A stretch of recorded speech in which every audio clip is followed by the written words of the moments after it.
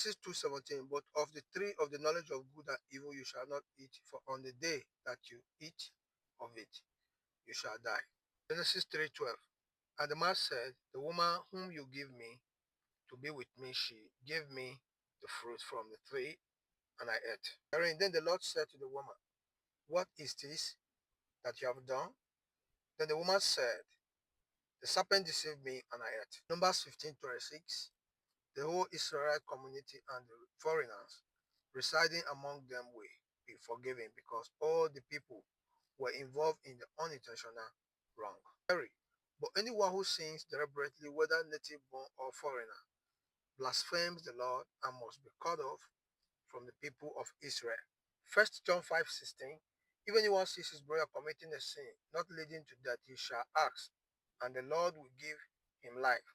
To those who commit sins that do not lead to death, there is a sin that leads to death. I do not say that one should pray for that. Money, all wrongdoing is sin, but there is a sin that does not lead to death. Praise the Lord. Adam became the first man to know that sin attracts death.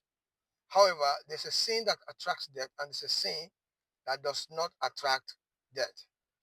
The major way to escape death caused by sin is by being ignorant about the sin or sinning unintentionally. The summary of Numbers 15:26 and 30 is talking about how you can escape death or punishment after sinning. From that verse, the only way out is when the sin has been committed mistakenly. Now let's talk about the first sin in the world, the sin of Adam, because God said to him that if you eat of the tree of good and evil, you shall die. So when Adam ate the fruit, God came to minister judgment, like to investigate him and minister judgment. But on questioning Adam, Adam claimed that I have not done this intentionally, I have been deceived by my wife.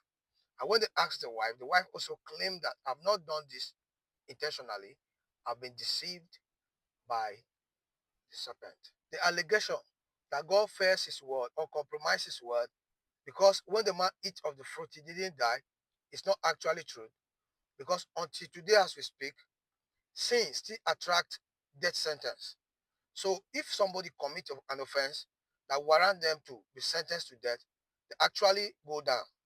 Before you conclude on your judgment or on your observation, you should be able to check some of the passages of the Bible, especially on this case of death and sin. Like when you commit a sin, you die. Because when you check very well, you'll be able to see that it is not all sin that causes death, but there are some sin that causes death. So those sins that does not cause death, someone more can be revived from them. And in the case of unintentional sin does not cause death, does not cause necessary punishment. There may be compensation, but not death. And the case of Adam is related.